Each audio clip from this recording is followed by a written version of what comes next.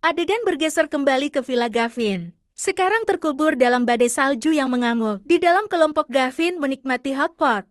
Dan temannya berkomentar betapa nyamannya makan dengan hangat. Saat salju turun di luar, Gavin memberitahu semua orang bahwa mulai sekarang, mereka tidak boleh membuka pintu untuk orang asing. Siaran berita menjelaskan bahwa mantra dingin global yang misterius telah jatuh suhu di seluruh dunia dan mendesak orang untuk tetap tenang, tetap hangat, dan jaga ketertiban. Catatan Gavin yang dimiliki obrolan grup komunitas mereka menjadi pesan yang sangat aktif di obrolan pemilik rumah, menunjukkan warga bingung dengan cuaca yang tiba-tiba ubah dan diskusikan betapa dinginnya bahkan di tengah musim panas. Seorang peramal dan pengacara keduanya menyarankan dalam obrolan bahwa ini adalah bencana alam dan semua orang harus mempersiapkan lebih awal dan menyimpan persediaan. Tetangga yang belak-belakan dalam obrolan memarahi semua orang, mengatakan mereka harus mempercayai pihak berwenang dan tidak menimbun barang yang memaksa badai salju akan berlalu dengan cepat dan penimbunan hanya menyebabkan masalah. Gavin menyeringai melihat ponselnya jelas senang dengan dirinya sendiri di media sosial.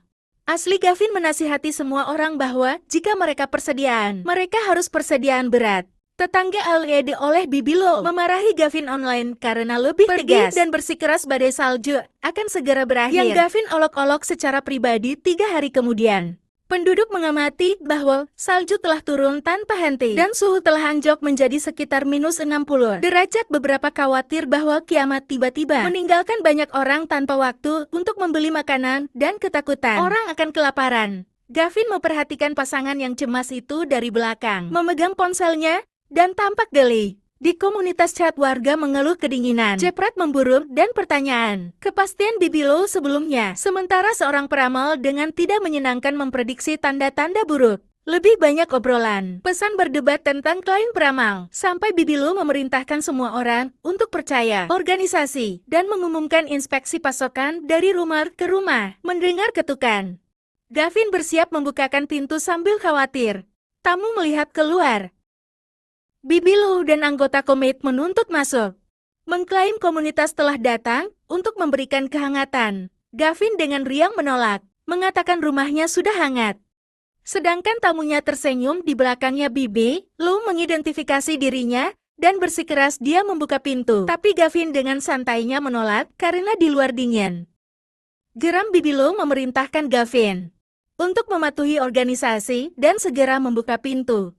Gavin dengan sinis mengklaim dia tidak akan pernah berani menentang organisasi, mendorong Bibilo untuk memuji kepatuhannya yang seharusnya, dan kembali menuntut pintu dibuka. Gavin meledak bahwa dia memang menentang mereka dan menghina Bibilo. Bibilo mengamuk karena dihina dan berteriak kembali pada Gavin. Salah satu prianya khawatir mereka tidak bisa periksa persediaan Gavin jika dia tidak mau membuka. Tapi Bibilo memutuskan untuk menyerang rumah lain. Pertama mengumpulkan makanan untuk cucunya. Di dalam komentar Gavin bahwa setelah 3 hari bencana, sifat gelap orang mulai muncul ke permukaan salju. Terus menghantam bangunan tempat tinggal kelas atas. Menekankan badai yang memburuk di tempat lain. Xenia dan ibunya menyadari bahwa mereka hanya memiliki 3 hari makanan tersisa dan tuan muda itu terluka dan bersalju. Tidak bisa membantu ibu Xenia panik. Tapi Xenia dengan tenang mengatakan mereka masih punya uang dan harus membeli persediaan sebelum harga naik lebih lanjut. Di obrolan grup lingkungan, Xenia mengumumkan dia kehabisan makanan dan menawarkan untuk membeli tambahan apapun. Bernegosiasi untuk membeli tetangga kecil simpanan mie dan bubur dengan harga tinggi. Xenia dengan cepat menyetujui harga yang lebih tinggi. Peretam dan memberitahu tetangga di mana membawa makanan mereka jika mereka ingin menjual kepadanya. Gavin mencatat dia tidak menyukai Xenia. Dia mengakui dia cukup pintar untuk menimbun lebih awal. Saat rumahnya menikmati makan malam yang kaya, Gavin memprediksi bahwa dalam beberapa hari lagi orang-orang yang menjual persediaan mereka sekarang akan sangat menyesalinya. 3 hari kemudian, Snowbound, kompleks villa terlihat semakin beku dan sunyi. Di rumah lain sekelompok orang berkerumun di bawah selimut, meratapi bahwa suhu telah turun menjadi minus 60 atau 70 tanpa tanda-tanda menghangatkan. Ketakutan dua wanita menggigil. Mereka akan mati kelaparan karena semua makanan mereka habis. Pemimpin pemburu mereka memutuskan mereka tidak bisa duduk dan mati, mengusulkan pergi keluar untuk menjarah persediaan. Sambil bersiap menjarah, salah satu pengikut Hunter melihat postingan online Gavin dan bertanya-tanya Apakah ini Gavin yang sama yang pernah mereka buru? Mengkonfirmasi akun adalah milik Gavin. Mereka kaget dia tinggal di komunitas yang sama. Pemburu memerintahkan anak buahnya untuk mengirim pesan kepada Gavin, menuntut secara pribadi mengantarkan mereka makanan. Kembali ke Villa Gavin, melatih seorang gadis bernama Chase melalui latihan fisik. Menyuruhnya untuk menahan posturnya saat ini untuk lulus. Bersemangat janji Chase untuk berhasil di bawah bimbingan Gavin.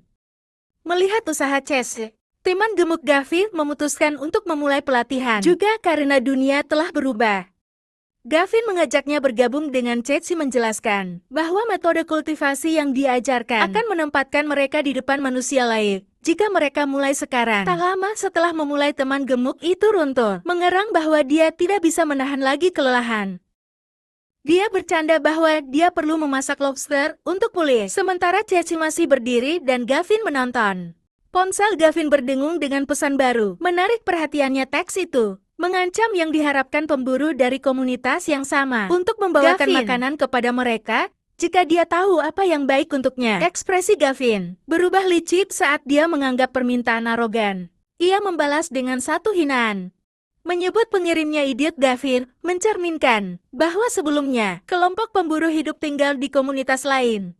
Sehingga tim lain yang diubah telah mendekatkan mereka kali ini di gedung Hunter. Anak buahnya bertanya-tanya dengan lantang, apakah Gavin sudah membalas belum? Seorang kacung mengumumkan bahwa Gavin menjawab, dan Hunter dengan tak sabar menanyakan apa yang dikatakannya. Ketika si kacung mengungkapkan Gavin yang disebut pemburu idiot, Hunter memuntahkan minumannya dengan kaget marah. Hunter memerintahkan anak buahnya untuk mempersenjatai diri, sehingga mereka bisa pergi membunuh Gavin. Kelompok bersenjata berbaris melewati badai salju menuju. Sementara itu Ibu Zenia resah bahwa makanan yang dibeli mereka hanya akan bertahan 2 hari dan bertanya apakah Zakyung telah menghubungi mereka. Zenia mengatakan ia sedang memulihkan diri dan sibuk, tapi telah bersumpah akan datang nanti dan membunuh Gavin. Ibunda Zenia ingat bahwa Gavin membeli persediaan dalam jumlah besar sebelum kiamat. Zenia ingat pernah melihat puluhan truk mengantarkan barang ke Gavin. Menyadari timbunannya besar-besaran, mereka bertanya-tanya, apakah Gavin entah bagaimana mengantisipasi bencana itu tapi menepis gagasan itu. Menggemakan klaim Zack yang bahkan pihak berwenang tak bisa memprediksi kiamat salju mendadak ini. Ibunda Zenia menyarankan agar karena Zack tak bisa segera datang, mereka tak boleh membiarkan simpanan besar Gavin tak terpakai. Zenia mengatakan ia tahu cara memanipulasi Gavin yang ia sebut SMP dan berencana membuatnya mengantarkan bekal dengan sukarela. Di gerbang villa rombongan Hunter tiba dengan senjata. Mengidentifikasi rumah itu sebagai milik Gavin. Di dalam teman Gavin melihat rombongan Hunter dimonitor dan memberitahu Gavin bahwa orang-orang telah datang. Gavin tetap tenang, mengenali para pengunjung sebagai pemburu dan gengnya di luar.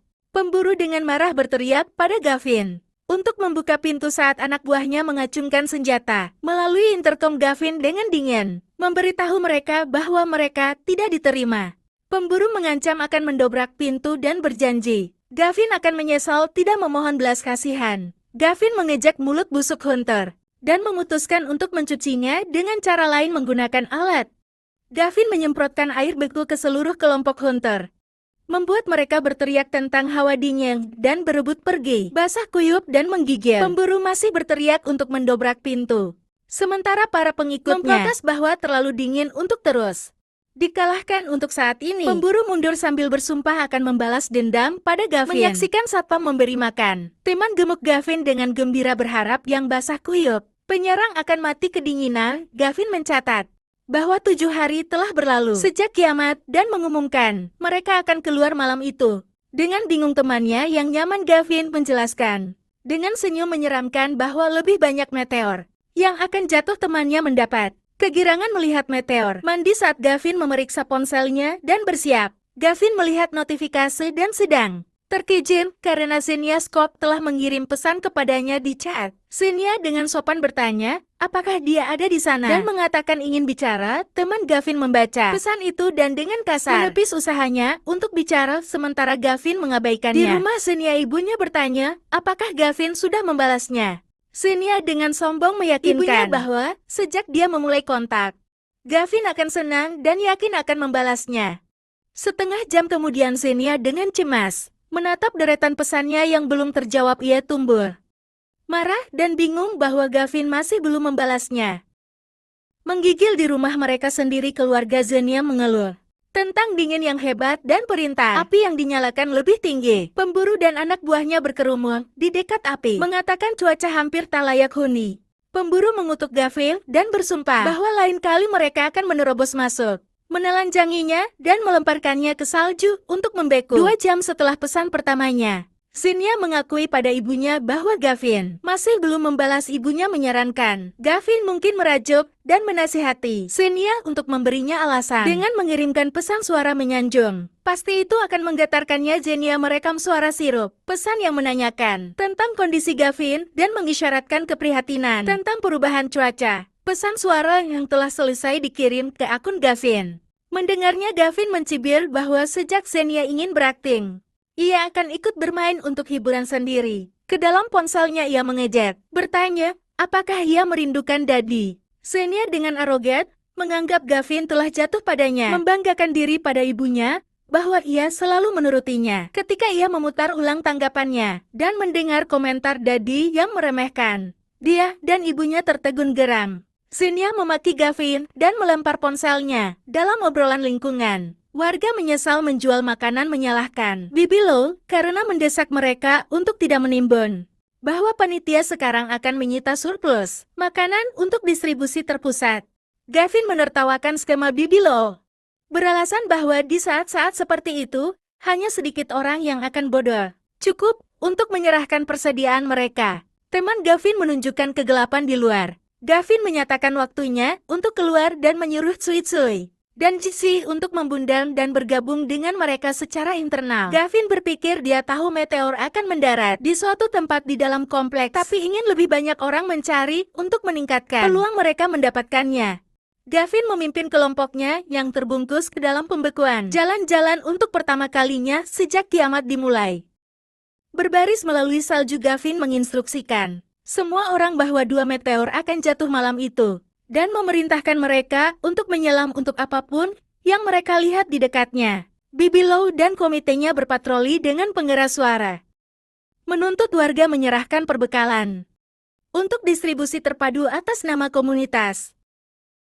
Anti Lo secara pribadi mengakui makanan terakhir yang mereka sita telah hilang dan bersumpah untuk mendapatkan lebih banyak untuk cucunya yang lapar. Teman Gavin mengumumkan, Auntie Lu tidak tahu malu, sementara Gavin memperhatikannya dengan dingin. Salah satu anggota komite melihat Gavin di depan dan menunjukkannya ke Auntie Lu. Bibi Lu yang senang bergegas menuju Gavin, ingin menghadapi anak laki-laki yang menolak untuk membuka pintunya. Sebelumnya, Bibi Lu memerintahkan Gavin untuk berhenti, menyiapkan konfrontasi baru di jalan bersalju. Gavin dengan tenang tanya wanita yang menghadapinya jika ada yang salah. Wanita itu menuduh Gavin menimbun beberapa truk penuh persediaan di rumahnya. Gavin secara terbuka mengakui bahwa dia memang menimbun banyak persediaan. Anggota komite senang bahwa Gavin benar-benar memiliki makanan dan memerintahkannya untuk memindahkan semua perbekalannya kepada komite lingkungan. Gavin mempertanyakan mengapa dia harus mematuhi, dan wanita itu mengklaim itu adalah perintah resmi dan bahwa dia harus memberi contoh selama bencana. Gavin membalas bahwa persediaannya bukan urusan mereka, mendorong wanita itu untuk memarahinya, sikap dan mendesaknya untuk memperbaiki diri. Gavin mengejek haknya untuk menceramahinya, memanggilnya tua, wanita tua, dan mengatakan dia tidak memiliki suara. Apakah dia membaik? Wanita itu menyatakan penggunaannya kurang ajar dan atas nama komite lingkungan mengutuk mereka, sementara Gavin mengatakan mereka akan pergi begitu saja. Sebagai Gavin mencoba untuk pergi, 2 orang bersenjata dengan sekop blokir dia dan perintahkan dia untuk menghentikan ancaman wanita itu, bahwa Gavin tidak akan diizinkan pergi kecuali dia menyerahkan persediaannya. Teman gemuk Gavin dengan marah menampar wanita itu dan menyuruhnya duduk di tanah. Wanita yang terkejut itu menangis bahwa mereka berani memukulnya dan memerintahkan orang lain untuk menangkap mereka. Spot garis-garis berapi di langit dan berteriak bahwa meteor telah tiba. Gavin dengan penuh semangat mendesak teman-temannya untuk bergegas dan pergi mendapatkan meteor. Pria sekop berteriak, bahwa tidak ada dari mereka yang diizinkan pergi. Gavin dan temannya melawan, mengirim penyerang terbang, dan Gavin menyuruh mereka tersesat. Teman gemuk Gavin bergegas menuju meteor yang menyala-nyala, berseru bahwa kesempatan besarnya telah datang. Dampaknya menjatuhkannya saat meteor itu jatuh, tepat di depannya. Chase tiba-tiba terangkat menuju meteor bercahaya. Saat memancarkan cahaya intens di bawahnya, teman gemuk itu tercengang melihat meteor itu. Tampaknya terbang menuju Chase dengan sendirinya. Energi meteor menelan Chase, membungkusnya dengan api emat saat dia berteriak. Setelah mendarat cincin LS bersinar di tanah sementara Cui berlari. Dengan cemas menanyakan, apakah dia baik-baik saja. Cici meyakinkan Cui bahwa dia baik-baik saja, dan mengatakan tampaknya meteor telah memasuki tubuhnya. Cui kemudian melihat meteor lain turun dan berteriak bahwa yang kedua telah tiba. Gavin memimpin grup saat mereka berlari mengejar meteor baru. Di belakang mereka wanita yang terluka berteriak bahwa mereka tidak bisa lari setelah memukul seorang wanita tua dan menuntut mereka berhenti. Meteor kedua menghantam tanah di depan. Gelombang ledakannya menjatuhkan kelompok itu ke belakang. Gavin bertanya-tanya mengapa meteor ini jatuh. Bukannya memasuki tubuh dan menjelaskan, tanah seperti itu. Meteor yang jatuh biasanya berisi barang-barang khusus. Mereka mengintip ke dalam kawah dan melihat benda bercahaya, yang menurut teman gemuk itu mirip amber. Gavin mengidentifikasinya sebagai cairan roh merah, mengatakan mereka telah menemukan sesuatu yang sangat berharga. Dan teman gemuk itu bertanya, apa fungsi cairan roh? Sebuah ilustrasi menunjukkan bahwa meminum roh merah, cairan sangat meningkatkan ketahanan seseorang terhadap dingin. Catatan Gavin yang meningkat, resistensi dingin sangat berharga dalam kiamat es ini. Dan menyarankan mereka kembali ke rumah. Nanti para anggota panitia kini berlutut dan merengek, menuduh Gavin melakukan kejahatan dan tuntutan serius. Uang dan mie instan sebagai kompensasi. Gavin memandang mereka dengan jijik dan menyebut mereka idiot. Bawahan bertanya pada Bibi, "Lu, apa yang harus dilakukan?" Karena Gavin menentang otoritas mereka. Dan dia memutuskan untuk mengumpulkan persediaan dari rumah lain terlebih dahulu. Dan berurusan dengannya nanti siaran mengumumkan bahwa bencana es adalah bencana global. Mendesak warga untuk terlibat dalam penyelamatan diri. Dan mengatakan koalisi, pemerintah sedang melakukan operasi penyelamatan. Di dalam rumah Gavin, TV tiba-tiba menjadi gelap dan seseorang berseru bahwa listrik telah padam. Gavin dengan tenang mengatakan jaringan telah kelebihan beban sejak kiamat es dimulai, tetapi meyakinkan keluarganya mereka memiliki kekuatan daya yang banyak, disimpan selama 100 tahun memandang salju. Cui mencatat bahwa tanpa listrik, pemanasan akan gagal dibuat. Bertahan hidup lebih keras dan menyebabkan banyak orang membeku atau kelaparan. Gavin memberitahu mereka bahwa belas kasih baik, tetapi mereka tidak bisa. Cobalah untuk menyelamatkan semua orang dalam kiamat. Dan Cui menjawab bahwa dia mengerti. Gavin bertanya, Chase, bagaimana perasaannya? Sekarang media telah bergabung dengan tubuhnya. Chase mengatakan dia tidak merasa banyak kecuali tubuhnya terasa jauh lebih ringan dari sebelumnya. Gavin adalah terkejut bahwa merasa lebih ringan adalah satu-satunya perubahannya. Dan Chase menegaskan itu saja. Gavin menyuruhnya menguji kondisinya dengan berlatih tampering tubuh, teknik yang diajarkannya sementara yang lain menonton. Setelah mengamatinya, Gavin menyimpulkan bahwa fisik Chase belum membaik dan bahwa kemampuannya yang terbangun tidak berhubungan dengan kekuatan fisik. Ia kemudian bertanya, apakah ia memperoleh ingatan baru, seperti teknik pedang atau mantra sihir.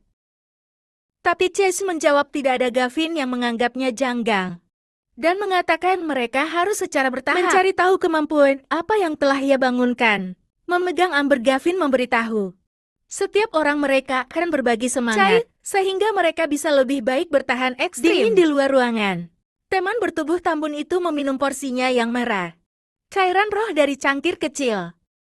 Merasakan kehangatan mengalir dalam dirinya. Ia kagum pada sensasi aneh itu. Sementara Gavin menjelaskan bahwa meskipun roh cair tidak sepenuhnya menghalangi dingin, itu akan mencegah mereka membeku sampai mati, bahkan jika mereka tinggal di luar sebentar. Di tengah badai salju, Ibu Xenia mengeluh bahwa listrik padam telah memutus pemanasan dan tubuhnya membeku. Xenia mencoba meyakinkannya menggigil, "Ibu, bahwa kekuasaan harus segera kembali." Tapi wanita yang lebih tua putus asa bahwa tanpa bantuan dari Zack Cheong mereka tak bisa bertahan dalam kegelapan dan kedinginan. Xenia dengan marah menyatakan bahwa begitu Zack yang pulih tiba, dia akan menyuruhnya membunuh Gavin terlebih dahulu. Ibunya memperhatikan sesuatu di luar dan memanggil Xenia untuk melihat. Mereka menyadari rumah Gavin di seberang jalan masih memiliki lampu dan listrik, sementara listrik orang lain padam. Ibu Xenia menyimpulkan Gavin pasti sudah bersiap dengan peralatan pembangkit listriknya sendiri. Geram bahwa Gavin hidup nyaman selama krisis. Xenia mengutuknya. Ibu Xenia menyuruhnya berhenti mengamuk dan malah menghubungi Gavin untuk melihat apa yang bisa mereka dapatkan darinya untuk memperbaiki keadaan mereka. Sehingga Xenia setuju dan menggunakan ponselnya. Tersenyum menjilat ke telepon, Xenia menelepon Gavin dan bertanya apa yang ia lakukan sejak listrik lingkungan itu padam. Rumah Gavin yang terang benderang hangat menonjol melawan malam bersalju. Di dalam, Gavin melihat pesan Xenia. Tebak ia pasti putus asa. Dan catatan ia mencari bantuannya lagi. Ia memotret meja makan-makannya yang disiapkan dengan mewah. Memutuskan untuk menunjukkan pada Xenia seberapa baik ia hidup kembali di rumah gelap.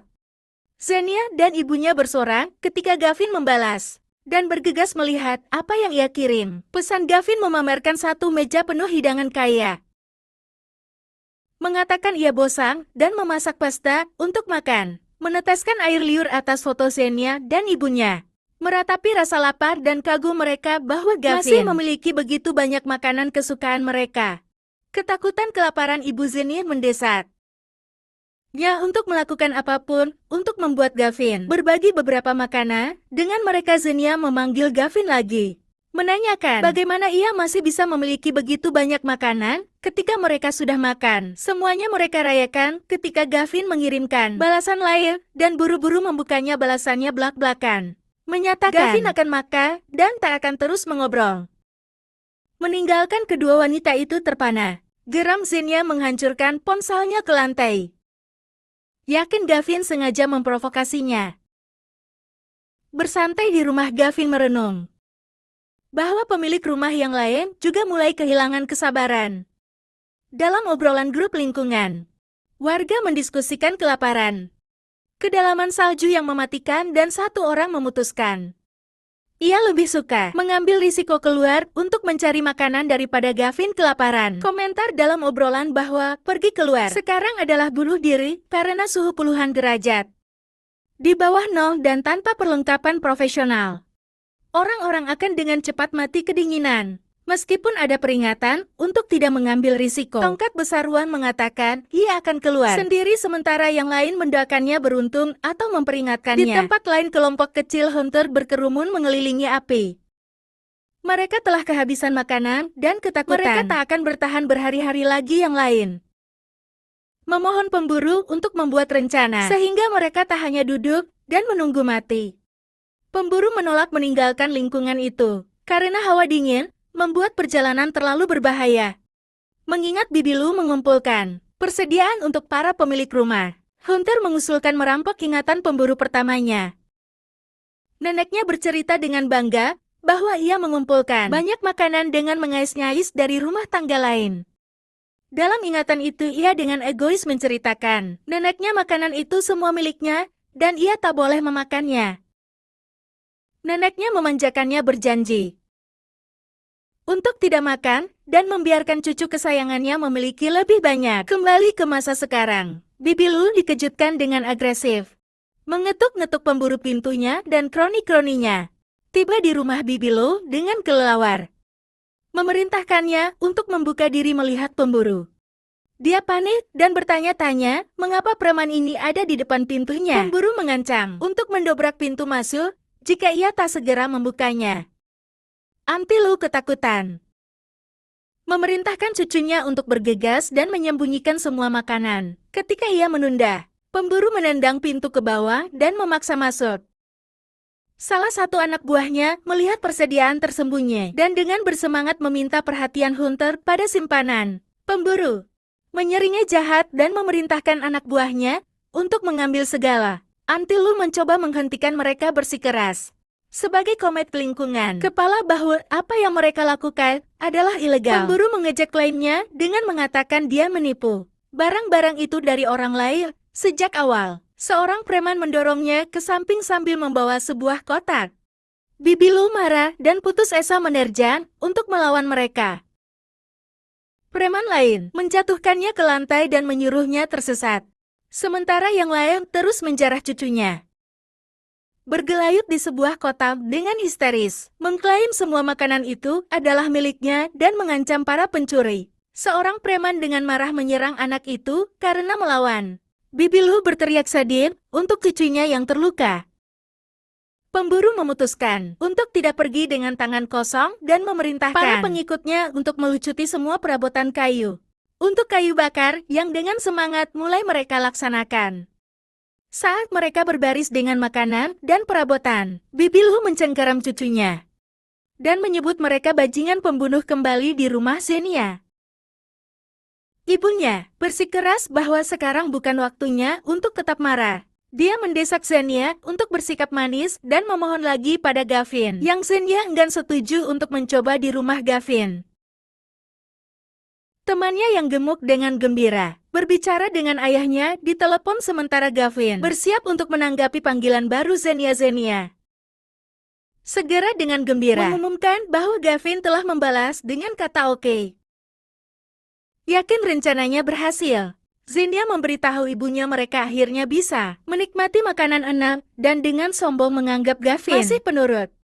Yang mematuhinya ketika dia mengatakan beberapa kata yang bagus. Zenia dan ibunya berani salju ke pintu depan Gavin.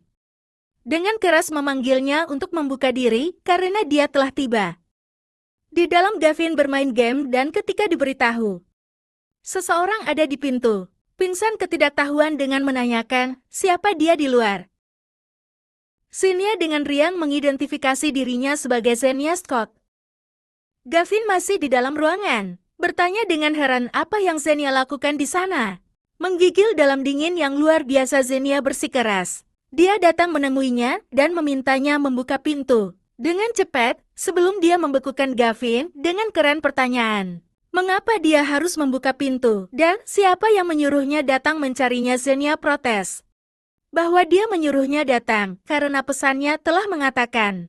Oke, bersantai di sofa Gavin. Memberitahunya dia pasti salah membaca balasannya dan menyarankan. Dia memeriksa pesan itu lagi. Dengan bingung dan cemas Zenia menatap ponselnya. Dia melihat obrolan lengkapnya, di mana Gavin menambahkan mengejek pantatku setelah kata oke.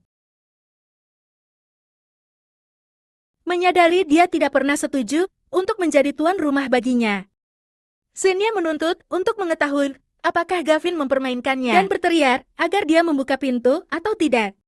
Gavin hanya menjawab bahwa dia tidak akan. Zenia menendang pintunya dengan frustrasi dan bersumpah akan membalas dendam. Berjanji dia akan menyesali ini. Narasi atas rumah Gavin menunjukkan Zenia bersumpah untuk membuatnya mati dengan kematian yang mengerikan. Saat dia merencanakan balas dendam di rumah, Zenia putus asa bahwa mereka tidak bisa bahkan masuk ke dalam rumahnya. Kemudian memutuskan untuk menghubungi Bibi Lu untuk menuduh Gavin menimbun persediaan. Jadi komite lingkungan akan mengejarnya.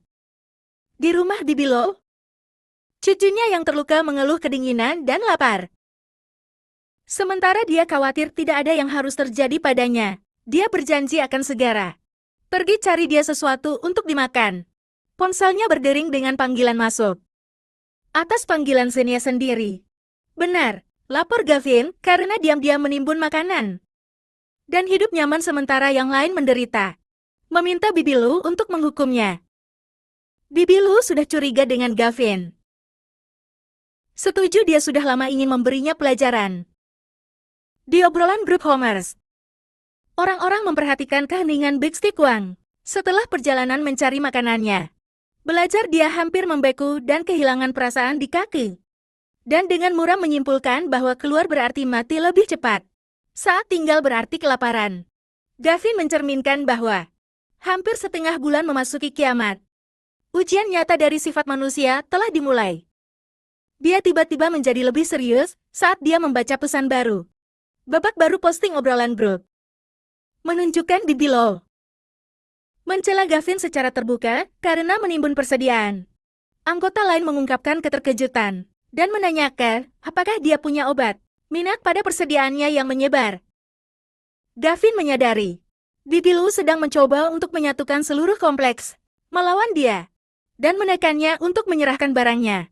Bibi Lu secara pribadi mengirim pesan kepada Gavin, menuduhnya membiarkan tetangga mati tanpa makanan atau kekuatan, dan menuntut dia menyerahkan persediaannya atas nama kasih sayang. Menjanjikan hanya sebuah token peduli sertifikat penduduk sebagai imbalannya. Dia kemudian membagikan utas obrolan tentang dugaan simpanannya. Lebih lanjut mengaduk tetangga dengan menyoroti. Bahkan Big Stick Wang sangat membutuhkan obat. Gavin mengingat bagaimana di kehidupan sebelumnya bersikap baik hanya untuk makanannya dicuri. Dan bersumpah bahwa dalam hidup ini, dia tidak akan mentolerir siapapun yang memanfaatkannya. Ketika dia merespons dengan tajam, Bibi Lu meledak dengan amarah. Bersumpah balas dendam dan menghasut semua pemilik rumah untuk memperlakukan Gavin sebagai musuh yang tidak berperasaan dan menyerbu rumahnya untuk persediaan. Sementara itu teman Gavin menyuruh ayahnya untuk bersantai dan meyakinkannya bahwa mereka akan menangani banyak hal. Gavin bertanya ada apa? Mendorong temannya untuk menyampaikan berita. Teman itu menjelaskan bahwa ayahnya melaporkan kekacauan yang meluas dengan orang-orang yang menghancurkan penjarahan dan merampok.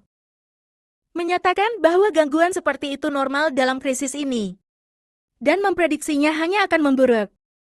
Temannya khawatir bahwa meskipun orang tuanya memiliki persediaan yang cukup, orang lain mungkin menerobos masuk.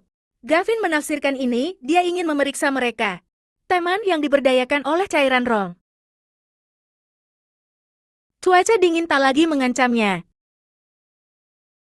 Jadi dia bisa keluar sebagai sukarelawan. Dan mengungkapkan dia memiliki mobil salju untuk membuat perjalanan lebih mudah. Saat itu, menggedor pintu dan berteriak agar Gavin membuka diri. Mengganggu mereka menonton monitor pengawasan. Mereka melihat Bibi Lu memimpin kerumunan besar ke depan pintunya.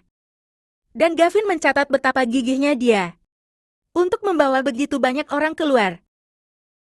Para warga yang berkumpul menunjuk rumah Gavin. Mengamati bahwa dia masih memiliki kekuatan. Dan uap dari atapnya membuktikan itu hangat. Di dalam Antilo dengan penuh semangat menyimpulkan dari tanda-tanda bahwa Gavin pasti punya banyak persediaan. Dan bersikeras jika dia berbagi, semua orang bisa diselamatkan. Gavin dengan tenang memberitahu temannya bahwa masa datang untuk makan, tapi mereka bisa melupakan tentang mendapatkan apapun. Antilo berdiri di depan pintunya dan menuntut Gavin menyerahkan persediaannya untuk distribusi terpusat. Mengklaim semua pemilik rumah dengan suara bulat menyetujui keputusan ini. Berbicara melalui intercom, Gavin dengan datar bertanya, apakah kelompok kecil seperti itu benar-benar mewakili semua pemilik rumah? Antilo menegaskan otoritasnya sebagai direktur komite lingkungan dan menuntut sekali lagi agar dia membuka pintu. Gavin menolak mengejek mereka untuk masuk sendiri. Jika mereka begitu mampu mengantisipasi perlawanan. Antilo mengungkapkan bahwa dia telah membawa tukang kunci veteran, Old Manly, dan memerintahkannya untuk membuka kuncinya. Sementara dia menyombongkan diri tidak ada kunci yang tidak bisa dia pilih. Beberapa pengamat bersukacita membayangkan kenyamanan dan makanan yang akan mereka nikmati begitu pintu Gavin terbuka. Old Manly berjuang dengan yang asing. Kunci anti maling berlapis-lapis, dan mengakui itu tidak seperti kunci pintu biasa. Sementara Bibi Lu tak sabar bertanya-tanya mengapa begitu lama. Menyaksikan usaha mereka dari jarak jauh, Gavin mengejek mereka dan membual bahwa keamanan pintunya menyaingi sebuah lemari besi ban. jauh melampaui kemampuan tukang kunci biasa manapun. Di bawah tekanan dari Bibi Lo, Manwei tua berkeringat dan berkata ia akan mencoba lagi, meskipun ragu. Gavin kemudian memberitahu Yanil bahwa ia sudah selesai mempermainkan mereka, dan menginstruksikannya untuk menyalakan daya. Yang Yanil lakukan dengan saklar. Di luar tiba-tiba, gelombang listrik mengalir melalui pintu logam, menyetrum tukang kunci. Bibi Lu berteriak di atas faktuale yang roboh, dan menuduh Gavin menggetarkan pintu. Dia memerintahkan taktik baru memimpin orang-orang, mendorong batang kayu besar dan mengumumkan rencana B. Ram pintu ke bawah atas perintahnya. Mereka menyerang ke depan dengan batang kayu untuk menghancurkan pintu masuk. Batang kayu itu terbanting ke pintu berbenteng. Dengan bunyi gelegar yang luar biasa tapi pintu itu tetap bertahan. Mengawasi mereka di monitor lagi. Gavin dan Yanil menyebut para penyerang tak tahu malu. Dan mencatat bahwa persediaan itu tak pernah menjadi milik mereka. Untuk memulai dengan Gavin, mencerminkan dengan lantang bahwa kiamat membongkar karakter orang. Dengan beberapa menolak untuk berbuat jahat bahkan, jika itu membunuh mereka. Dan yang lain rela membunuh untuk bertahan hidup. Kelelahan karena babak belur yang sia-sia. Satu penyerang roboh dan mengakui ia tak bisa melanjutkan. Yang lain juga menghabiskan. Berbaring di sekitar batang kayu dan mengakui bahwa pintu itu pasti terbuat dari beberapa paduan khusus. Mereka tak bisa putus melihat kelelahan mereka. Gavin memutuskan sekarang gilirannya untuk bertindak dan berjanji akan memberi mereka sesuatu yang menjijikkan. Yanil dengan gembira menekan tombol lain, mengumumkan bahwa di sini mereka datang. Di luar Bibi Lo memerintahkan anak buahnya untuk terus menyerudut. Menolak untuk percaya mereka tak bisa mendobrak pintu malah. Semburan cairan busuk tiba-tiba memercik jatuh di atas Antilo. Dari atas, seluruh rombongan basah kuyup terkena semprotan coklat. Ngeri dan bingung dengan apa yang menutupi mereka. Bibi Lo basah kuyup dan geram. Berteriak pada Gavin karena berani menyiram mereka dengan air. Yang lain dengan cepat menyadari, dari bau busuk dan kotoran yang menyengat, bahwa itu bukan air, melainkan campuran air seni dan feses yang menjijikkan. Meninggalkan mereka basah kuyup kebekuan. Dan Gavin, yang mual tertawa melihat pemandangan di monitornya, dan mengejek Bibi Lo untuk terus memakai. Karena ia punya banyak kotoran lagi yang harus dibuang jika diperlukan, usah dan bau kedinginan. Orang-orang itu memutuskan mereka akan mati kedinginan jika tetap tinggal, dan dengan marah. Salahkan Bibi Lo karena telah menyeret mereka ke dalam kekacauan ini. Kembali ke tempat Hunter. Seseorang melaporkan bahwa usaha Bibi Lo untuk menggerepek Gavin gagal dan bahwa kelompoknya kembali dengan berselimut kotoran. Teman-teman Hunter dengan enggan mengagumi trik defensif Gavin dan berpendapat bahwa ini membuktikan ia memiliki persediaan yang cukup besar di rumah. Seorang wanita dalam kelompok itu bersikeras mereka tidak bisa melepaskan Gavin dan bahwa jika mereka bisa masuk begitu saja ke rumahnya, makanannya akan membiarkan mereka hidup dengan nyaman. Pemburu merawat dendamnya. Bersumpah dia pasti akan menjatuhkan Gavin suatu hari nanti, tapi mengatakan mereka harus merencanakan dengan matang sebelumnya di rumah Zenia. Berita tiba bahwa anti kehilangan kelompok gagal, dan Ibu Zenia mengeluh dia mati kedinginan. Zenia memutuskan untuk menelepon Zack lagi untuk meminta bantuan. Ditelepon Zack dengan kesal bertanya, mengapa dia terus menelepon. Sementara Zenia genit memohon agar ia datang menjemputnya. Karena ia begitu dingin. Bantah Zack bahwa ia bahkan tak bisa menyelamatkan dirinya saat ini. Dan tiba-tiba menutup telepon, meninggalkan Zenia tertegun. Zenia memberitahu ibunya bahwa Zack berkata ia tak bisa membantu, dan pasti dalam kesulitan juga. Menimbulkan ketakutan, ia mungkin akan menelantarkan mereka. Ibunya panik bahwa mereka semua akan mati. Dan berkata mereka tak punya pilihan selain keluar dan mencari makanan sendiri. Lalu ia mundur mendengar gagasan meratap bahwa keluar ke udara dingin akan membunuh mereka lebih cepat lagi. Zenia putus asa bertanya apa yang harus mereka lakukan. Karena mereka tak bisa hanya menunggu mati. Ibunya bersikeras.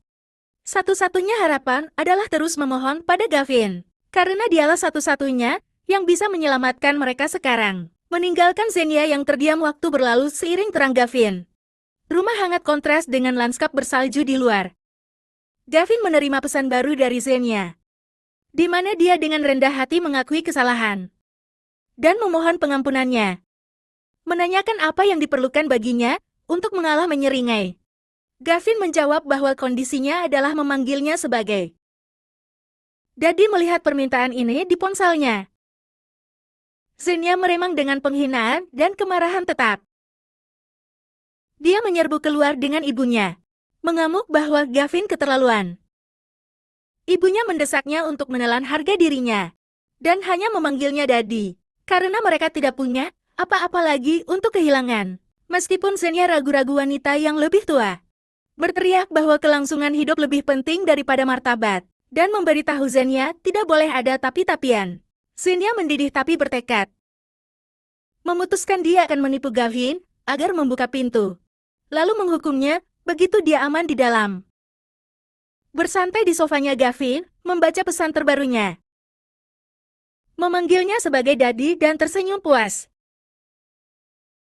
Xenia dan ibunya bersorak bahwa ia membalas, dan yakin kali ini Gavin akhirnya akan membiarkan mereka masuk ke rumahnya sebagai gantinya. Asam-as Gavin mengejaknya mengatakan, ia tak mengakui putri durhaka seperti itu,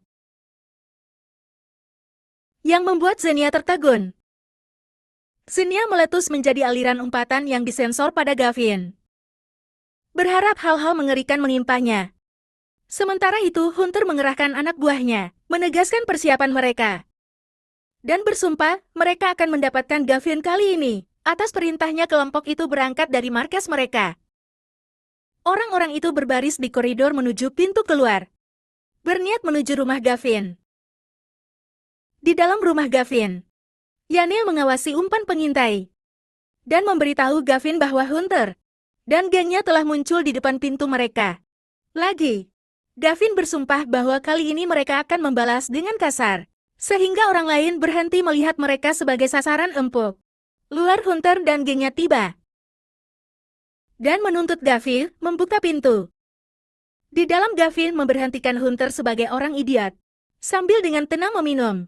Kelompok Hunter menumpuk kayu bakar di gerbang Gavin, dan Hunter mengancam bahwa kesempatan Gavin telah berakhir, dan ia akan mati. Hunter memerintahkan anak buahnya menyiram kayu dengan bensin, dan membakar Gavin hidup-hidup.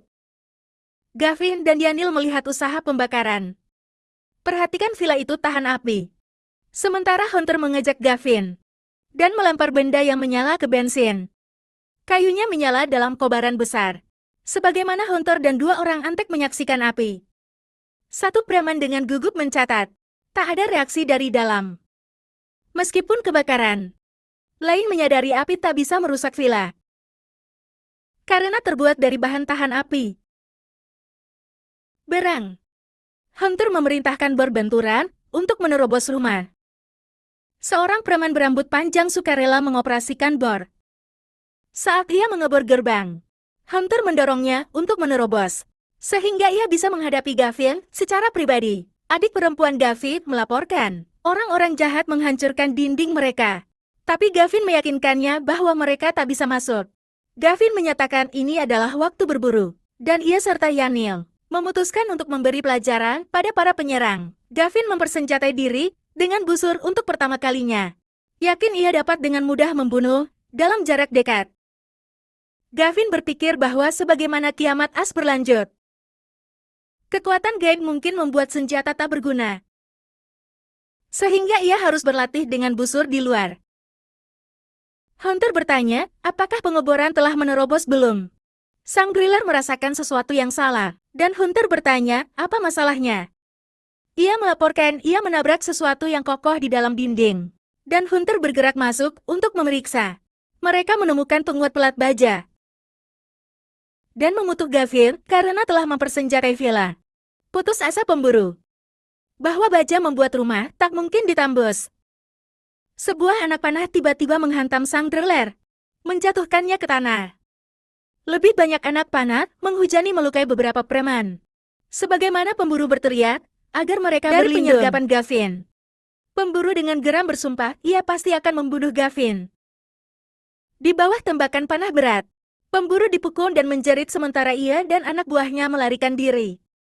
Pemburu yang terluka dibantu pergi oleh teman-temannya, meninggalkan jejak berdarah. 3 preman terluka parah yang ditinggalkan. Memohon agar kawan-kawan mereka tidak meninggalkan mereka. Gavin mengamati bahwa 3 musuh tetap di tanah, sementara sisanya melarikan diri. Gavin memberitahu Yanil bahwa dalam cuaca seperti ini, para pelarian dengan luka panah kemungkinan besar akan mati pula, dan bertanya apa yang harus dilakukan dengan 3 tawanan. 3 orang terluka itu memohon nyawa mereka, dan menyalahkan pemburu karena memaksa mereka menyerang. Gavin memutuskan untuk kembali, meninggalkan musuh-musuh yang terluka tergeletak di salju. Ketika Yanil bertanya, mengapa ia menyelamatkan mereka, Gavin menjelaskan pemburu tak akan kembali, dan orang-orang yang tak bisa bergerak akan segera mati kedinginan. Yanil menambahkan bahwa sejak Hunter juga ditembak, meninggalkan anak buahnya sendiri akan menabur perselisihan dalam kelompoknya. Ketiga preman yang terluka merasa lega karena Gavin tak menghabisi mereka. Satu menyadari mereka tak bisa bertahan lama, sementara terluka parah di tengah salju, dan memutuskan untuk memanggil pemburu untuk meminta bantuan melalui telepon. Mereka memohon pemburu untuk kembali dan menyelamatkan mereka. Mereka memberitahu pemburu mereka masih di gerbang Gavin, tapi panggilan tiba-tiba terputus. Bingung mereka bertanya apa yang dikatakan pemburu, dan mengetahui bahwa ia menutup telepon mereka. Satu preman yang ngeri berseru bahwa pemburu sedang menelantarkan mereka. Orang-orang pemburu kutukan karena menggunakan mereka dan kemudian meninggalkan mereka untuk mati. Satu menyimpulkan, satu-satunya harapan mereka untuk bertahan hidup adalah memohon ampun pada Gavin. Mereka mulai berteriak ke arah villa, mengatakan mereka kedinginan, dan menawarkan diri untuk menjadi budak Gavin jika ia menyelamatkan mereka. Kembali pada pemburu villa, Hunter berteriak-teriak minta tolong, melepas panah dari lukanya. Antek-anteknya yang berambut panjang merobeknya habis-habisan. Sementara pemburu berteriak kesakitan di dalam. 2 orang perempuan mengamati kegagalan Hunter dan mengatakan ia telah dikalahkan lagi. Para perempuan itu mengakui mereka meremehkan kekuatan Gavin. Hunter dengan marah memerintahkan para perempuan untuk berhenti menatap dan pergi merebus air panas untuk membersihkan lukanya ketakutan. Mereka setuju dan bergegas pergi untuk melakukan apa yang ia katakan. Di dapur, satu perempuan panik bahwa pemburu bukanlah tandingan Gavin dan bertanya-tanya apa yang harus mereka lakukan. Yang lain mengatakan mereka harus menemukan rencana pelarian, alih-alih mengandalkan sepenuhnya pada pemburu. Protes pertama bahwa mereka terjebak tanpa makanan atau pintu keluar tak mampu bergerak maju atau mundur. Perempuan berambut ungu itu memutuskan bahwa apartemen Gavin saat ini sedang menjadi tempat teraman di lingkungan itu. Dia melamar pergi ke Gavin, meskipun sejarah buruk mereka. Percaya bahwa jika mereka meminta maaf sebagai mantan teman sekelas, dia mungkin tidak akan meninggalkan mereka. Sementara itu Gavin dan Yanyo menyiapkan 2 mobil salju. Senang dengan betapa nyamannya mereka untuk bepergian di salju yang dalam. Gavin memakai helmnya dan mengatakan mereka akan memeriksa orang tua Yanyo. Di rumah orang tua Yanyo, seseorang melihat Gavin pergi dengan mobil salju dan dengan bersemangat menunjukkannya kepada Zinnia. Zinnia dipenuhi kekesalan, bersumpah untuk suatu hari mencuri semua yang dimiliki Gavin. Berkendara melalui kota, Gavin mencatat bahwa kedalaman salju setidaknya 2 meter, dan jalanan sepi. Mereka melihat supermarket di depan, dan memutuskan untuk menyelidikinya. Di dalam toko, Gavin dan Yanil masuk dengan hati-hati. Mereka menemukan rak terbalik dan kosong. Menyadari tempat itu telah sepenuhnya dijara, Gavin mencerminkan bahwa setelah hampir sebulan kiamat es, kebanyakan orang telah menghabiskan makanan yang disimpan. Yanil tiba-tiba meneriakkan peringatan kepada Gavin. Gavin langsung beraksi, menendang seorang pria yang mencoba menyergap mereka dengan tongkat pemukul. Yanil menodongkan pistol ke penyerang yang terluka, mengancam akan membunuhnya karena serangan diam-diam. Sementara Gavin menyuruhnya untuk tidak bertindak gegabah. Pria putus asa itu menegaskan dia tidak punya pilihan, mengatakan dia memiliki keluarga untuk diberi makan dan tidak dapat bertahan hidup. Yanil kaget mendengar dia punya keluarga. Pria itu memanggil anggota keluarganya yang tersembunyi dan menyuruh mereka keluar. Seorang wanita hamil besar dan 2 anak kecil melangkah dari balik rak. Tampak ketakutan, pria itu menjelaskan istrinya sedang hamil. Mereka punya 2 anak, mereka sudah makan semua makanan di sini. dan dia merasa dipaksa melakukan perampokan. Gavin menunjukkan. Dia bisa saja meminta mereka untuk makan. Bukannya menyerang pria itu goyah. Tidak bisa menjawab. Istri dan anak-anaknya berlutut. Memohon Gavin untuk mengampuni mereka dan membiarkan mereka pergi. Gavin memanggil Yanil untuk membahas bagaimana menangani keluarga. Saat mereka berjalan di antara lorong-lorong kosong, Yanil menyadari bau yang aneh. Gavin mengidentifikasinya sebagai bau darah dan bertanya-tanya dari mana asalnya. Mereka menemukan kerangka manusia berlumuran darah. Mengerikan mereka, Gavin menegaskan kecurigaannya. Yang telah dibunuh keluarga dan memakan orang dan menyuruh Yanil pergi. Membuat Yanil muntah karena jijik. Marah. Yanil menyatakan dia ingin membunuh keluarga kanibal. Tanya Gavin. Apakah dia berniat membunuh bahkan wanita hamil itu? Dan anak-anak?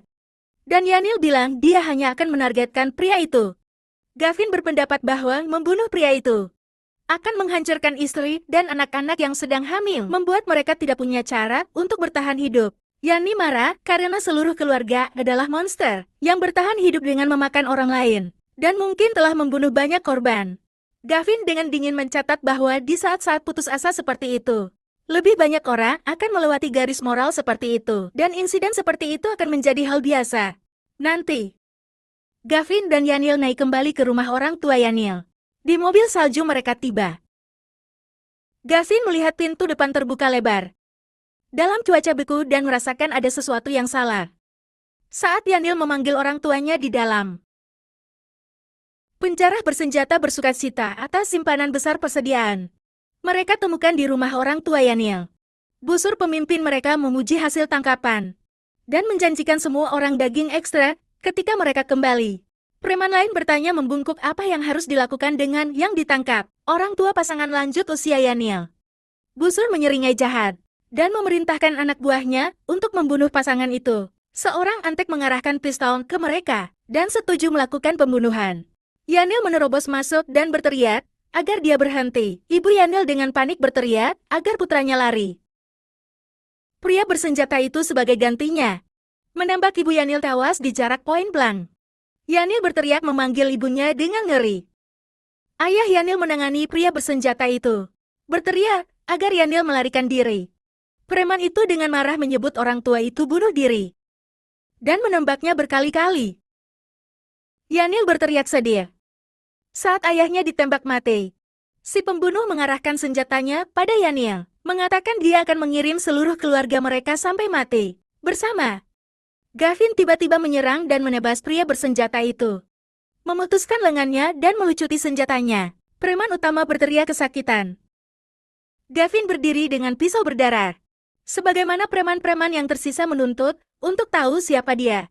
Gavin menjawab bahwa dia adalah malaikat maut mereka dan dengan fatal menusuk penyerang lain. Menunduk panik dan memerintahkan anak buahnya untuk membunuh Gavin. Dua preman bersenjata menyerbu Gavin, berteriak agar dia mati. Gavin dengan sigap menebas satu jatuh sebelum ia sempat menembak. Preman-preman yang tersisa tercengang oleh betapa cepatnya Gavin membunuh kawan-kawan mereka. Satu teriakan agar yang lain lari. Mencoba melarikan diri, Gavin menebas dia dari belakang juga. Gavin berlumuran darah, memperingatkan bahwa siapapun yang bergerak akan dicincang dan diberi makan anjing. Dua preman terakhir berlutut dan memohon agar Gavin mengampuni nyawa mereka. Yanil bergegas mendatangi kedua orang tuanya yang terluka parah, menangis kepada mereka ibunya. Nyaris tak hidup. Yang lega Yanil selamat dan menggapainya. Ayah Yanil yang sekarat memberitahunya orang tuanya pergi duluan dan memperingatkannya untuk berhati-hati terhadap lisan Jian dari desa utama. Yanil menempel di tubuh orang tuanya. Menangis terseduh-seduh bahwa ia tak ingin ayahnya mati. Termakan amarah, Yanil memohon Gavin untuk meninggalkan sisa musuh kepadanya. Yanil berulang kali menusuk salah satu preman yang berlutut, bersumpah untuk membunuhnya. Protes preman terakhir, ia hanya mengikuti perintah dan memohon untuk dibebaskan. Yanil menolak permohonan itu dan mengangkat pisau, berteriak agar ia pergi ke neraka. Gavin menghentikan Yanil dan memegang preman itu agar ia bisa menanyainya. Gavin menuntut untuk tahu siapa yang mengirim mereka. Dan orang yang ketakutan itu mengungkapkan bahwa mereka dikirim oleh desa-desa Meng terutama. Gavin terkejut mendengar nama kampung. Terutama kampung Wen. Yanil menjelaskan kampung Meng adalah kampung terdekat, kampung perkotaan yang pernah didukung ayahnya. Dan bahwa dulu Lisantian bekerja pada ayahnya. Membuat pengkhianatan mereka mengejutkan. Bualan tawanan yang main. Kampung kini menjadi kekuatan dominan di daerah itu. Dan memohon agar Gavin melepaskannya, menjanjikan diam. Gavin mencemooh gagasan melepaskannya. Mengatakan itu tak akan pernah terjadi. Lelaki itu memperingatkan bahwa jika Gavin membunuhnya, kampung utama akan memburu Gavin. Gavin merobek pakaian lelaki itu. Dan mengatakan itu sebenarnya kampung Men. Yang tak akan dimaafkan ketakutan dan setengah telanjang. Lelaki itu menuntut tahu apa yang hendak Gavin lakukan. Gavin menyatakan bahwa membunuhnya dengan cepat terlalu mudah. Dan bahwa ia pantas perlahan-lahan mati kedinginan.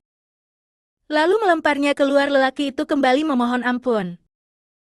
Sebagaimana hawa dingin menggigitnya, Gavin menendangnya jauh ke dalam salju. Memerintahkannya tersesat menggigil di luar. Lelaki itu memohon agar Gavin membunuhnya dengan cepat. Daripada membiarkannya membeku. Waktu berlalu, dan lelaki itu benar-benar membeku menjadi balok es. Yanil terbakar kebencian. Memberitahu Gavin ia ingin balas dendam, dan mendesak mereka menuju ke desa Mang. Mereka berkuda sampai gerbang desa Mang. Tempat mayat Han menunjukkan desa di depan. Memeriksa pintu masuk yang dibentengi. Gavin mencatat bahwa desa utama telah mengubah tempat itu menjadi benteng Yanil. Ucapan bahwa penduduk desa telah melakukan kekejaman yang tak terhitung jumlahnya. Sebagaimana terlihat oleh mayat-mayat yang bergelantungan di gerbang, dua orang desa utama naik dengan mobil salju ke arah Gavin dan Yanil. Gavin mencatat desa itu juga memiliki mobil salju. Para pengendara menghadang mereka dan menuntut untuk tahu siapa mereka. Gavin dan Yanil mengaku sebagai tamu desa utama. Mendorong para pengendara untuk bertanya siapa yang mengundang mereka. Gavin dengan tenang menjawab bahwa kepala desa Lisantian mengundang mereka. Para pengendara dengan marah mengatakan Gavin berbohong. Menjelaskan bahwa Le sudah lama pergi dengan sebuah perusahaan biotek dan tak ada. Sebelum mereka sempat bereaksi lebih jauh, Gavin dengan tiba-tiba menembak kedua pengendara di kepala. Dengan tubuh di tanah. Gavin berdiri memegang pistol merokok. Orang-orang di dinding menyadari keributan itu, dan menuntut untuk tahu siapa yang ada di bawah sana. Penjaga yang khawatir menyadari rekan-rekan mereka telah terbunuh, dan mengutuk si penyusup karena berani menimbulkan masalah. Di desa utama menilai situasi. Gavin menyimpulkan mereka tak bisa menerobos masuk hari ini, dan Yanil menyarankan mundur untuk menyusun rencana baru. Sambil mereka menarik diri dengan mobil salju mereka, seseorang dari kampung berteriak pada mereka untuk tidak lari dan menembakkan tembakan mengejar mereka. Gavin dan Yanil mempercepat mobil salju mereka kembali ke arah rumah di Villa Gavin. Para tetangga yang berkumpul dengan gembira berseru bahwa Gavin telah kembali. Lega karena penyelamat mereka kembali dari pembekuan di luar. Gavin terkejut melihat kerumunan besar berkumpul di luar. Kerumunan itu mendesak bertanya pada Gavin, apakah ia membawa kembali makanan dan persediaan dari perjalanannya. Gavin dengan marah menyuruh orang-orang yang menghalanginya untuk minggir. Seorang pria mengingatkan Gavin bahwa ia seharusnya mencari persediaan untuk semua orang dan menuntut untuk tahu jika ia melakukannya. Gavin membalas bahwa ia tak pernah setuju untuk mencari persediaan untuk mereka. Laki-laki itu dengan curiga menanyakan apa yang Gavin lakukan di luar. Jika bukan bekal Gavin untuk rombongan. Gavin menepis pertanyaan itu. Mengatakan kegiatannya bukan urusan mereka. Dan memerintahkan mereka untuk memindahkan tetua itu. Dengan marah memarahi Gavin karena bersikap tak sopan pada seniornya. Orang kampung lain mati-matian menekan Gavin lagi. Mengatakan mereka kelaparan. Dan Gavin menjawab bahwa dia tidak menemukan apa-apa. Penduduk desa yang putus asa mengatakan dia tidak percaya Gavin dan menuntut untuk menggeledahnya. Gavin dengan geram mendorong pria itu pergi. Menyuruhnya tersesat teman Gavin. Terus terang, memberitahu orang banyak bahwa mereka tidak pernah pergi mencari persediaan dan menyuruh semuanya bubar. Orang-orang memprotes itu tanpa makanan. Mereka akan segera mati dan mengumumkan mereka akan mengambil mobil salju Gavin untuk mencari makanan sendiri. Gavin mencibir kata datang dan sayang dan menyebut mereka tak tahu malu. Wanita licik itu menunjukkan bahwa jika Gavin tidak mau meminjamkan mobil salju, dia harus menyerahkan makanan yang seharusnya ditimbun di rumah. Kelompok itu mengancam akan berkemah di depan pintu Gavin, sampai dia membagikan persediaannya Gavin. Kesal memberitahu Yanil mereka harus mengabaikan kerumunan dan kembali ke dalam. Wanita itu meraih Gavin dan berteriak bahwa dia tidak bisa pergi sampai dia memberi mereka makanan. Gavin dengan kasar melemparkannya dan menyuruhnya untuk melepaskannya. Wanita itu secara teatrikal menangis bahwa Gavin memukuli wanita tak berdaya dan menuntut mie instan sebagai kompensasi. Atau dia akan mengutuknya di depan umum setiap hari. Pria lain menuduh Gavin bertindak terlalu jauh dan mempertanyakan kejantanannya karena telah memukul seorang wanita. Wanita itu memerintahkan Gavin untuk meminta maaf dan membantunya masuk ke rumahnya untuk memulihkan diri. Gavin diam-diam mengulurkan tangannya ke arahnya, muncul untuk mematuhi. Wanita itu dengan sombong menyuruhnya untuk membantunya berdiri dan kemudian memasakkannya makanan anak sebagai gantinya. Gavin tiba-tiba memukulnya dengan keras, membuatnya terbang linglung dan memegangi wajahnya. Dia berteriak tak percaya dengan apa yang dia lakukan. Gavin dengan dingin mengatakan dia menuduhnya memukulnya. Jadi dia akan membuat tuduhan itu benar. Dia tanpa ampun memukulinya di tanah. Sementara penonton menatap kaget saat dia melanjutkan pemukulan. Wanita itu memintanya berulang-ulang untuk berhenti. Gavin menyeringai dan mengatakan dia tidak akan berhenti hanya karena dia bertanya, memar dan bengkak. Wanita itu berteriak kepada para pengamat untuk meminta bantuan, mengatakan wajahnya hancur. Beberapa pria berteriak bahwa Gavin melakukan penyerangan yang disengaja dan mendesak semua orang untuk menyerangnya bersama-sama. Salah satu dari mereka meraih Gavin dari belakang dan mencaci maki dia karena menindas seorang wanita. Gavin menjawab jika menindas wanita itu salah, maka dia hanya akan menggertak pria itu sebagai gantinya. Gavin mendaratkan tendangan kuat pada pria itu, menjatuhkannya kembali. Dia kemudian memukul orang yang sama berulang kali, meninggalkannya berlumuran darah. Penduduk desa yang menonton tercengang dan ketakutan dengan kebrutalan Gavin. Pria yang dipukuli itu mengakui bahwa dia salah dan memohon Gavin untuk berhenti memukulnya. Gavin mengatakan kepadanya bahwa mereka membawa ini dan memberi mereka seluruh kerumunan untuk tersesat. Saat penduduk desa mundur, mereka mengutuk Gavin karena tidak berperasaan dan tidak mau membantu saat mereka kelaparan. Di grup obrolan lingkungan, orang mengeluh bahwa Gavin menimbun persediaan dan menolak untuk berbagi atau meminjamkan mobil saljunya. Membaca chat di rumah, Gavin mencemooh dan bertanya-tanya apakah tetangganya gila. Dia menjawab di grup, terus terang menanyakan apakah dia berutang sesuatu kepada mereka. Kelompok bereaksi dengan marah, mengatakan pesan Gavin berarti dia tidak peduli apakah mereka hidup atau mati. Gavin tertawa dan mengatakan dia bukan ayah mereka dan tidak memiliki kewajiban untuk mengkhawatirkan kelangsungan hidup mereka. Di tempat lain penduduk yang marah mengusulkan mengusir Gavin dari komunitas dan membagi dugaan timbunannya di antara mereka sendiri. Gavin mencerminkan itu di kehidupan sebelumnya. Orang-orang yang tidak tahu malu ini menyebabkan dia kesulitan yang tak ada habisnya. Dan kali ini dia berniat untuk memberi mereka pelajaran yang keras. Ponselnya berdering dengan nomor asing penasaran. Gavin menjawab panggilan itu sambil bertanya-tanya siapa itu.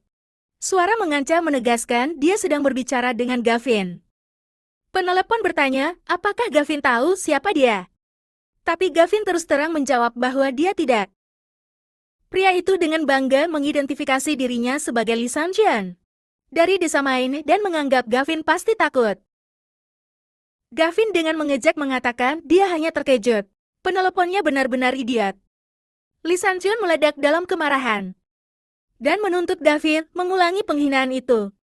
Gavin menyuruh Lee untuk berhenti bersikap di depan kakek Gavin dan langsung ke intinya. Lee dengan enggan memuji keberanian Gavin karena telah membunuh bawahannya. Gavin bercanda, menanyakan apakah Lee menelepon hanya untuk memujinya. Lee mengaung bahwa Gavin membunuh anak buahnya dan bersumpah Gavin adalah orang mati yang berjalan.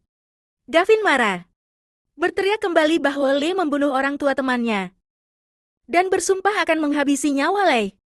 Lee menuntut lokasi Gavin, dan Gavin menjawab bahwa dia berada di desa keluarga Hu, utara kota. Lee bersumpah bahwa ketika dia tiba, dia akan memaksa Gavin untuk berlutut dan memanggilnya kakak. Gavin menyeringai ke telepon dan mengatakan bahwa jika dia tidak muncul, maka dia akan menerima menjadi cucu Lee. Di game Lee Santiago memanggil anak buahnya.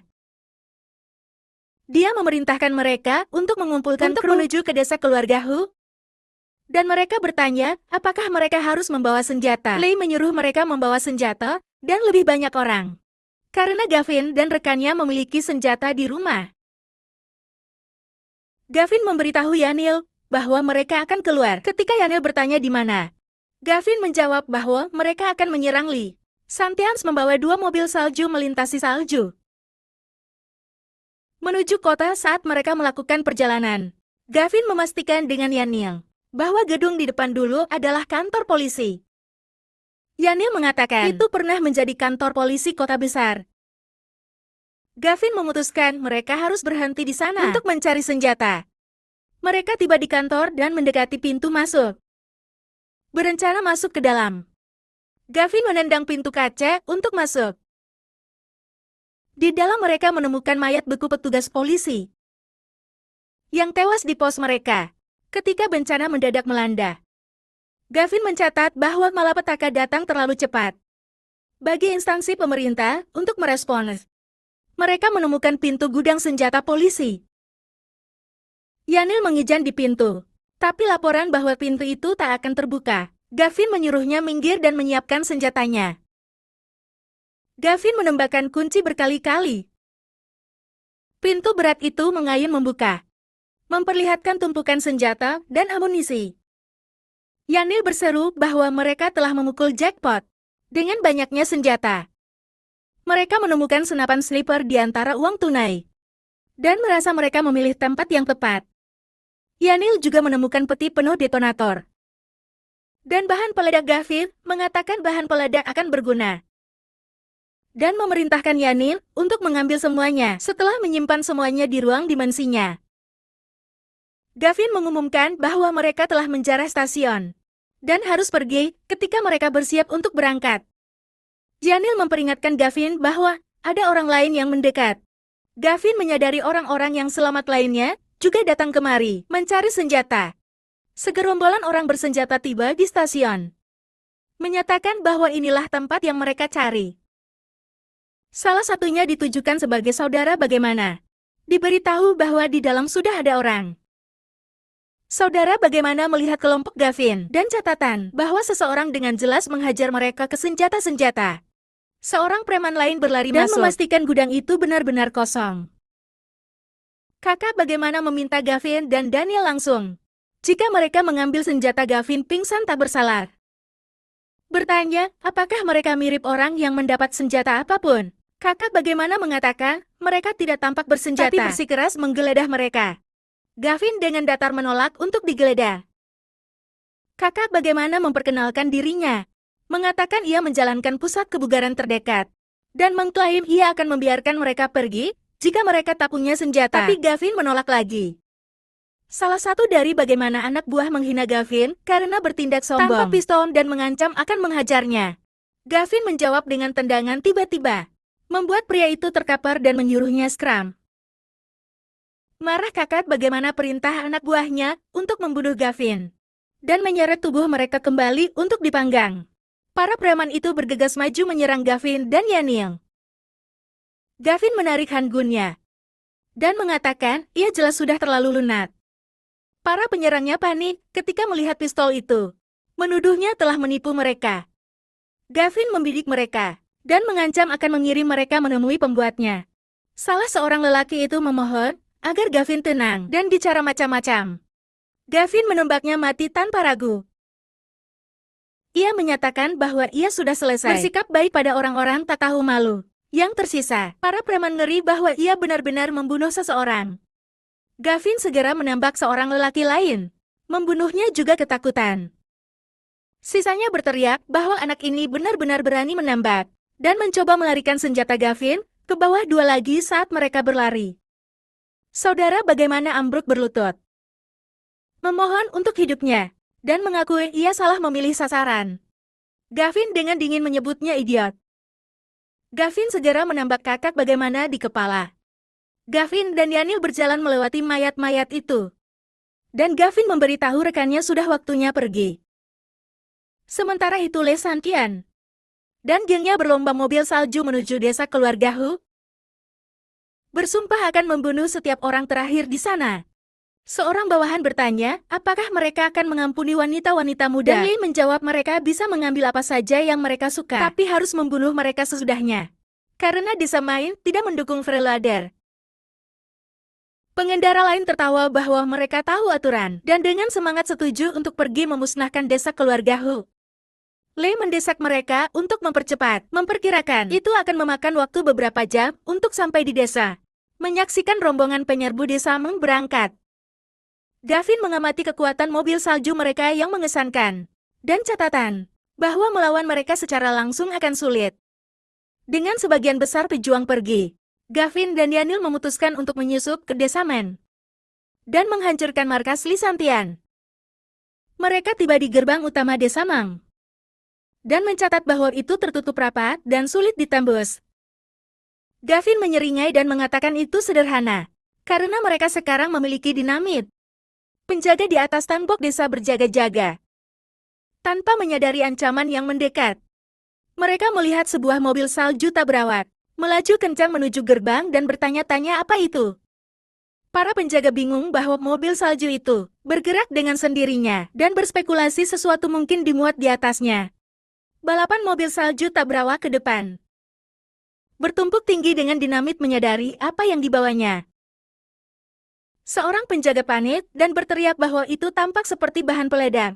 Kendaraan bermuatan dinamit itu meledak, menghancurkan gerbang depan dalam ledakan besar. Para penjaga terlempar jauh, berteriak kaget dan bertanya siapa yang berani menimbulkan kekacauan di desa utama. Gavin dan Yanil meraung-raung melalui pembukaan baru. Di mobil salju mereka kedua penjaga gerbang mengenali mereka sebagai anak-anak yang sama dari sebelumnya dan berteriak untuk membunuh mereka sambil mengemudi. Gavin mengangkat senjatanya dan membidik. Ia menembak kedua penjaga di kepala. Tubuh mereka jatuh dari tembok yang hancur. Saat Gavin dan Yanil melaju kencang lebih dalam memasuki desa. Di dalam desa utama orang-orang bersenjata menanggapi instruksi itu. Meneriakkan ancaman sambil menyiapkan senjata. Gavin dengan sigap menembak jatuh para penjaga yang merespons. Sambil berkuda melewati. Satu orang yang masih hidup menjerit-jerit memberitahu kepala desa. Gavin menembak kakinya yang menjatuhkannya ke tanah. Lelaki yang terluka itu memohon bahwa ia hanya warga negara yang baik, bukan salah satu anak buah Lee dan memohon Gavin untuk tidak membunuhnya. Gavin mengarahkan pistol ke arahnya dan menuntut untuk tahu di mana Lee Santian menyimpan semua perbekalannya di bawah tekanan. Lelaki itu menunjukkan sebuah gudang, tempat persediaan disimpan. Gavin kemudian mengeksekusinya dengan tembakan ke kepala. Gavin dan Yanil memasuki gudang besar itu. Dikemas dengan makanan dan barang-barang. Yanil kagum pada banyaknya persediaan. Lee Santian pasti telah mencuri. Dan Gavin mengatakan itu semua milik mereka. Sekarang Gavin menggunakan kemampuannya untuk secara ajaib mengumpulkan dan menyimpan semua persediaan. Setelah melucuti gudang, Gavin dan Yanil mengendarai mobil salju mereka meninggalkan desa Men. Yanil tertawa bahwa Lee Santian akan marah besar ketika dia menemukan apa yang terjadi. Gavin dengan tenang menyatakan bahwa ini hanya awal dari rencananya untuk melemahkan desa Ming dan akhirnya menjatuhkan Lee. Sementara itu rombongan penyerbu Lee Santian mencapai terkubur desa keluarga Hu, di mana anak buahnya mempertanyakan bagaimana Gavin bisa berada di sana. Ketika seorang Put dibiarkan hidup, menyadari desa itu sepi. Lee dengan marah menyimpulkan bahwa Gavin menipu mereka. Lelaki yang lebih tua itu menjawab panggilan telepon. Ia terkejut dengan apa yang didengarnya panik. Ia bergegas di atas dan beku di atas snowmobile. dan memerintahkan ketiga lelaki itu untuk segera mundur. Setelah hancur terbuka, meninggalkan lubang menganga menatap area yang hancur. Lelaki itu berjuang untuk memahami bagaimana kehancuran seperti itu terjadi dengan marah. Ia bersumpah tak akan pernah memaafkan anak yang bertanggung jawab, dan bersumpah untuk membuatnya mati dengan menyakitkan. Ia memerintahkan bawahannya untuk melacak kedua anak itu dan menemukan di mana mereka tinggal. Dalam waktu 3 hari adegan bergeser ke sebuah rumah kelas atas yang damai di lingkungan bersalju. Di dalam Gavin duduk-duduk di sofa, membaca pesan dari Sharon, meminta bertemu karena mereka bertetangga. Di ponselnya permintaan Sharon ditunjukkan. Di samping jawaban ketus Gavin bahwa ia tak punya waktu. Gavin dengan santai memegang ponselnya, memikirkan situasi. Seorang teman gemuk memberitahu Gavin bahwa Sharon dan Jolene telah tiba, menunjukkan mereka di monitor keamanan di luar. Sharon dengan riang memanggil Gavin, memintanya membuka pintu. Gavin membuka pintu dengan ekspresi kesal dan bertanya mengapa kedua gadis itu datang. Sharon dengan gugup mengklaim bahwa ia dan Jolene datang hanya untuk menjenguk Gavin. Gavin dengan dingin bertanya, apakah mereka sudah selesai menatapnya. Mengejutkan keduanya, ia kemudian memberitahu mereka bahwa karena mereka telah selesai mencari, mereka harus pergi. Sharon dengan cemas berteriak agar ia menunggu. Sharon berpendapat bahwa sebagai teman sekelas dan tetangga dekat, mereka harus saling membantu. Gavin menyeringai dan bertanya, bantuan seperti apa yang mungkin bisa mereka tawarkan padanya. Tersipu, Sharon menyarankan bahwa ia dan Jolene akan mematuhi setiap instruksinya dan menyiratkan penyerahan total. Gavin setuju, menyatakan bahwa ia akan bertindak sebagai tuan mereka dan bahwa mereka akan seperti anjing-anjingnya. Alih-alih protes, gadis-gadis itu terkikir, memuji sikapnya yang mendominasi, dan ingin masuk ke dalam karena mereka kedinginan. Gavin menyangkal mereka masuk dan memerintahkan mereka untuk meninggalkan lingkungan untuk mencarikan makanan untuknya ketika Sharon ragu-ragu. Gavin mengingatkannya bahwa seharusnya tak ada masalah mematuhi perintah dari tuan mereka yang memproklamirkan diri. Kekhawatiran Jolene bahwa dengan salju tebal, mereka mungkin akan mati kedinginan jika mereka pergi keluar lingkungan. Gavin menampar Jolene karena menanyainya, dan dengan marah bertanya, apakah ia berani menentang perintahnya. Jolene mencengkeram pipinya karena kaget. Tak percaya, ia memukulnya. Sharon memohon pada Gavin dengan mengatakan ia pasti bercanda, karena mereka tak bisa secara realistis menemukan makanan di luar. Gavin menanggapinya dengan menampar Sharon juga, berteriak bahwa ia serius dan memerintahkan mereka untuk bergerak. Memegangi wajahnya Sharon dengan tidak percaya, bertanya apakah ia benar-benar mengharapkan mereka melakukan hal ini. Gavin mengejek mereka sebagai tidak berharga dan mengatakan bahwa jika mereka bahkan tidak bisa menemukan makanan, mereka tidak memenuhi syarat untuk menjadi anjingnya. Dipermalukan tapi pasrah. Sharon menggerutu dan menyuruh Jolene pergi agar mereka bisa melaksanakan permintaannya. Dengan berjalan pergi, gadis-gadis itu mengeluh bahwa jika mereka bisa menemukan persediaan sendiri, mereka tidak akan pernah mencari bantuan Gavin, dan mengakui mereka meremehkan betapa sulitnya ia. Jolene dengan cemas bertanya apa yang harus mereka lakukan sekarang, karena Hunter sudah kehabisan makanan dan tidak akan bertahan lama. Sharon bersikeras mereka masih membutuhkan perlindungan Hunter, dan memutuskan mereka harus kembali kepadanya terlebih dahulu. Kembali ke tempat Hunter, dia dengan marah menuntut untuk tahu kemana kedua gadis itu pergi. Sharon menjelaskan bahwa mereka pergi mencari Gavin, pemburu yang mengejutkan. Dia berbohong bahwa karena Gavin menyakiti Hunter, dia dan Jolene dengan berani pergi menghadapinya atas nama Hunter. Tegang menanyakan apa yang Gavin katakan pada mereka. Sharon mengklaim Gavin sombong, menolak kompensasi apapun dan bahkan menampar keduanya. Jolene sambil menangis menambahkan bahwa Gavin adalah monster, dan bahwa mereka nyaris lolos sebelum ia sempat melakukan pelecehan seksual terhadap mereka. Memohon pemburu untuk membela mereka. Berang. Hunter bersumpah bahwa karena ia dan Gavin adalah musuh bebuyutan, ia pasti akan membunuh Gavin. Hunter unjuk rasa anak buahnya, memerintahkan mereka untuk ikut dengannya, sementara satu pengikut bertanya kemana tujuan mereka.